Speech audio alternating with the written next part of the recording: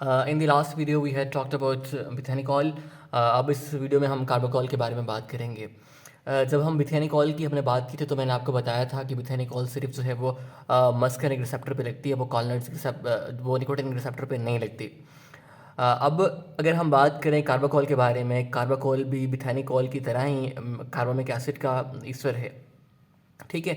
But difference is that कि इन मिथेनिकॉल हमारे पास extra methyl group लगा हुआ था, दैट्स वाई ये निकोटिन रिसेप्टर पे बाइंड नहीं कर रही थी। जबकि हमारे पास जो कार्बाकोल है उसमें कोई मिथाइलेशन नहीं हुई हुई कार्बोमिक एसिड की, तो that's why it can bind to nicotine receptor. So ये मस्करनिक पे भी लगेगी और ये निकोटिन रिसेप्टर के ऊपर भी जाके बाइंड करेगी। So it will have both actions, muscarinic action भी, निकोटिन एक्शन भी, ठीक है। इसके अलावा इसने यहाँ बताया हुआ है कि ये इसको एसिटाइलकोलिन स्ट्रेस जो है वो एसिड हाइड्रोलाइज नहीं करता। इसके अलावा जो दूसरे हमारे पास स्ट्रेसेस होते हैं वो इसको हाइड्रोलाइज करते हैं, बट इट स्टोर रेट, ठीक है जनाब। आगे चलते हैं। अब अगर हम बात करें इसके एक्शंस के बारे में, सो इसकी जो एक्शंस होंगे वो हमारे पास हमारे कार्डियोवास्कुलर सिस्टम के ऊपर होंगे, जीआई के सिस्टम के ऊपर होंगे। जनरलाइज जो होते हैं हमारे पास मस्कुलिनिक एक्टिवेशन के या निकोटिन एक्शन के, वो हमारे पास यहाँ पर होंगे।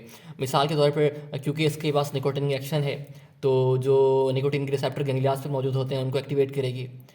उनको जब एक्टिवेट करेगी पहले तो जो है वो स्टिमुलेट करेगी, बाद में ड्यू टू ओवर स्टिमुलेशन हमारे पास क्या होगा, जो है वो डीपोलराइजेशन ब्लॉकेज हो जाएगी, तो वो इन सिस्टम को जो है वो डिप्रेस कर देगी, ठीक है। इसके अलावा एड्रेनल मेडुला के ऊपर जाके ये लगेगी और एपिनेफ्रिन की रिलीज को बढ़ा देगी। एक तो ये बात होगी।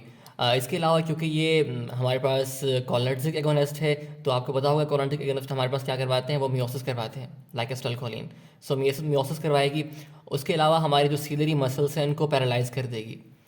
जब इनको पैरालाइज कर देगी तो हमारे पास अकोमोडेशन नहीं होगी, स्पेज़म ऑफ अकोमोडेशन हो जाएगा, ठीक है जनाब। सो ये वो बात होगी, यहाँ तक इसने ये बात बताई हुई है। जब ज़ाहिर सी बात है अकोमोडेशन नहीं होगी तो विजन जो है वो एक पर्टिकुलर डिस्टेंस के ऊपर फिक्स हो जाएगी और हमारे पास जो है वो फोकस करना इम्पॉसिबल हो जाएगा, ठीक है, ये बात होगी।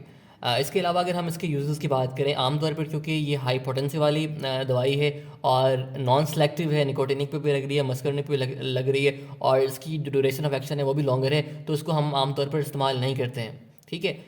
इंट्राओकुलर आइस में हम इसको इस्तेमाल कर सकते हैं मियोसिस करवाने के लिए ड्यूरिंग सर्जरी, या इंट्राओकुलर प्रेशर को कम करने के लिए during for the treatment of glaucoma, ठीक है। अच्छी बात यह है कि क्योंकि ये कॉटनरी अमीन है, अब भी अगर ये कॉटनरी अमीन है तो ये हमारे पास ब्लड ब्रेन बैरियर को क्रॉस नहीं करेगी और सीएनएस में नहीं जाएगी, तो सिस्टमेटिक साइड इफेक्ट कम होते हैं। सो इसलिए ऑप्थेल्मिक यूज़ में जो है वो सिस्टमेटिक साइड इफेक्ट कम होते हैं। So that was all about carbachol. In the next video will talk about pilocarpine. Thank you.